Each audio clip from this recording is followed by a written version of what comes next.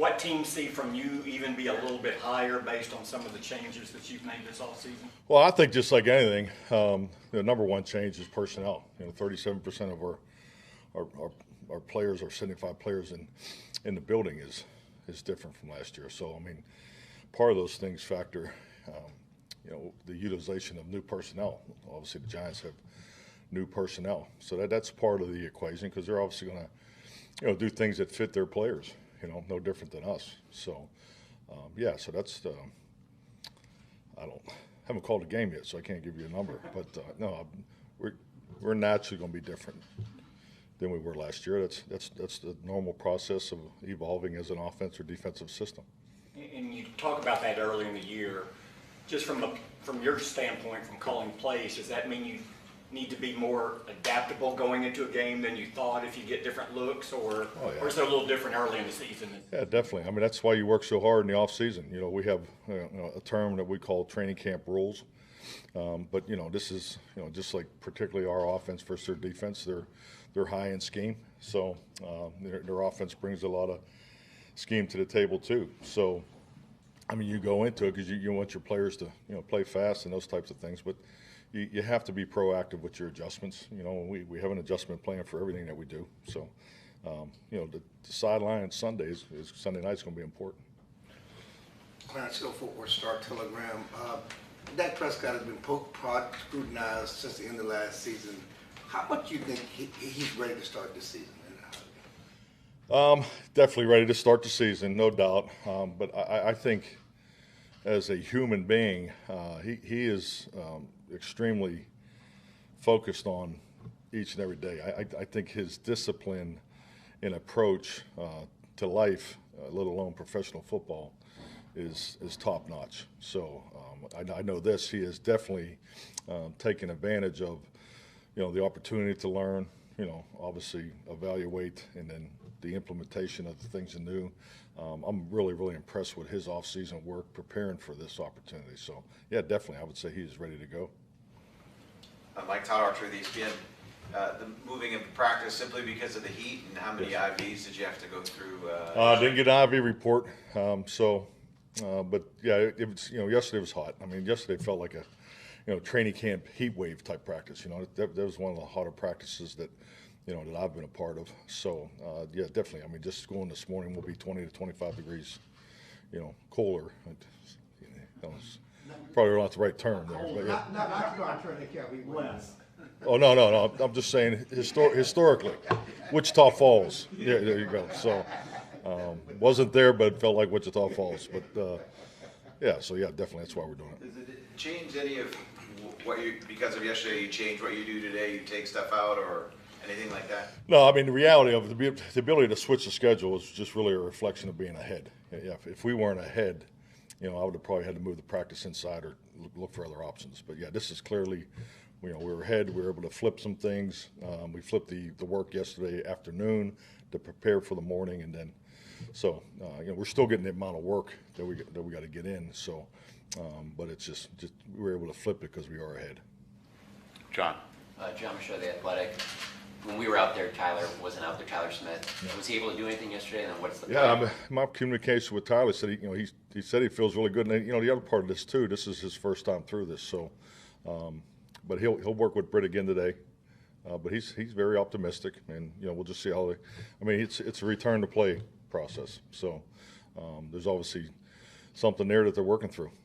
And then with Brandon Cooks and Dak, talking to Brandon yesterday, you talked about how important their time working on their own together has been and getting on the same page. How have you seen them two grow together? Well, number one, it's a must, and I just go back to the earlier question about Dak. I don't know if he could have done much more, from internally and externally with the time that he spent in Georgia and the throwing sessions and all that. So, and Brandon has just been a tremendous teammate. I've been so impressed with him, just the way he's come in, not only connected with Dak, but just the locker room as a whole. So, but yes, that's been cool to watch.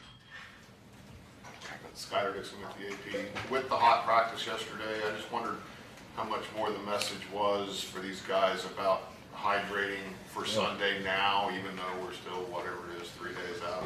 I'll tell you what, they go through a lot of water here on a normal day, but walking past the water coolers, after the afternoon meetings, they're empty. So, that was a good sign. But yeah, they're cautious of it, and when also we got the long plane ride and all those things. So we're forecasting those things, and that's part of the reason why we went inside, or why we're doing what we're doing today. Michael? Mike McCarthy, Dallas Morning News. Probably an obvious question, but how much does going up against this defense make your offense better going into the season? Well, I think it's an obvious question. I think particularly, the training camp work. Everybody practices a little different. I would not. I would say our practice structure, the ability of how our lines get after each other, as prepared as for this opportunity. I would say on both sides of it. We know, this offense, the Giants, and the offenses that we see all year, their starting points can be, attack our run defense. We understand that. We were top 3 in the league last year for run attempts against our defense, and I think, that'll be the case again this year. So I think the way we work and how we work, particularly the situation focus and the things we did extra this year compared to last year, I think has put us in a good position here to be ready to go. Patrick? Hey, Coach Patrick Walker, DallasCowboys.com. Without getting into the potential playing time plan for Jordan Lewis, he was a full participant yesterday. How does he look going into his second week? Jordan Lewis, just an incredible story, for rehab. You talk about a significant injury, and just look to where he was post-surgery, and to see him out there running around the last 2 weeks has just been awesome. So if you ask Jay Lou, he'd say he's ready to go. So, but I thought he looked good yesterday. I got a chance to watch him some live, but he's definitely getting close. Calvin? Calvin Watkins, Dallas Morning News. At any point during the training camp or even a preseason when you saw Aubrey and said, he's going to be okay, I don't have to worry about him so much? Well, first time I stood behind him and felt the ball come off his foot, I definitely knew he was going to be okay.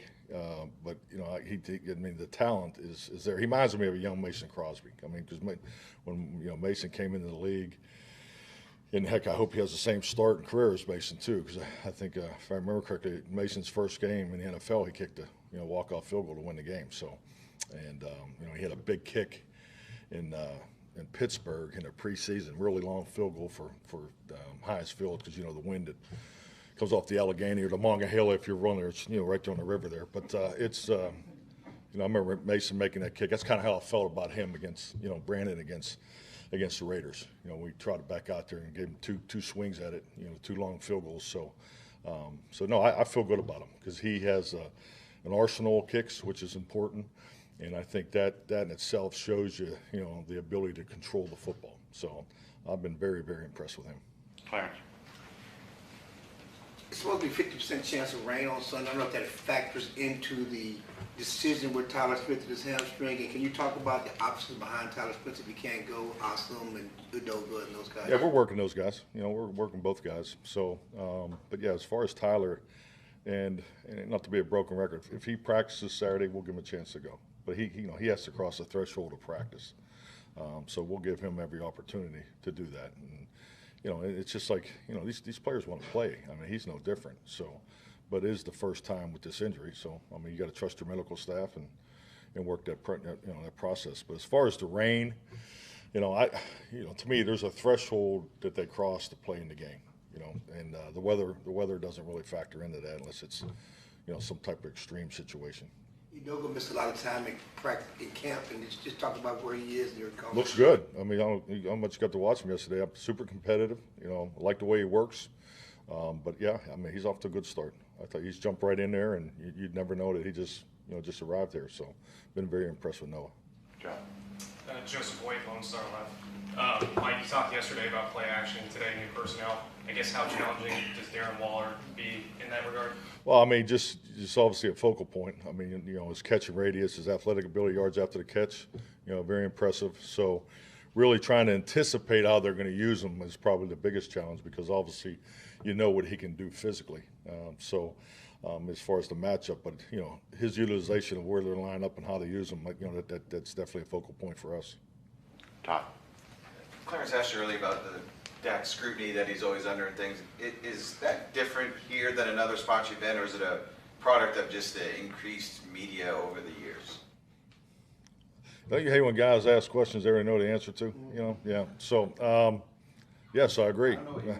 Yeah, no, I think it's obvious. Yeah, I think the intensity of the coverage here is unique, and you know, and that's part of being a Dallas Cowboy, and I think he does an incredible job of keeping that in perspective. You know, it is part of the job description. You know, regardless of how it feels and what it looks like, but I think he handles it extremely well. Patrick. Hey, Coach, another injury update. Sam Williams and Donovan Wilson, are both of them on the same timeline? Yeah, Dono will miss today. He's taking care of a very happy, positive, you know, personal thing he's dealing with right now. So I'll let him tell you that. Yeah, but Sam will work in the rehab group again today. So. How many babies have your team had this year? Hey, like I told him, if you guys figured out what's causing this, I mean, I tell you, I got a lot of babies. Family and football, man, that's what we're about. They're definitely coachable. So.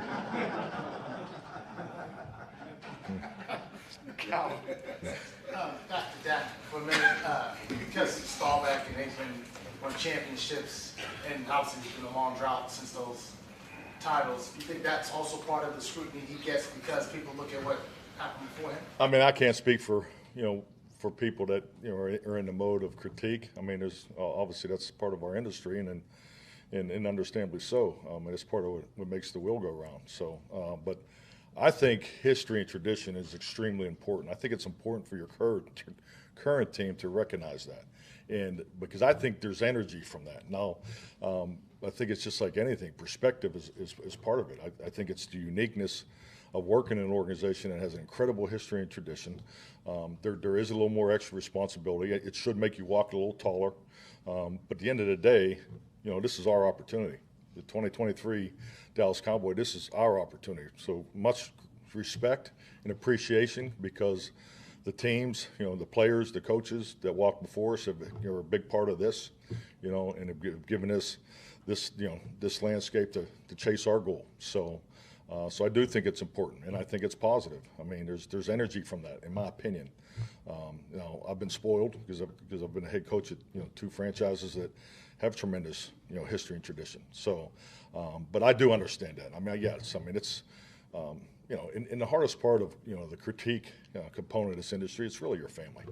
You know, we as coaches and players, you know, we get to come in here and bond every single day. It is a tremendous culture. I mean, I love coming to work every day. I enjoy these players. I enjoy the support staff and the whole organization. So this is a very healthy environment to work in. So we don't really feel that. You know, I think that's felt more from our families. All righty. Thank you, All Mike. right, thank you.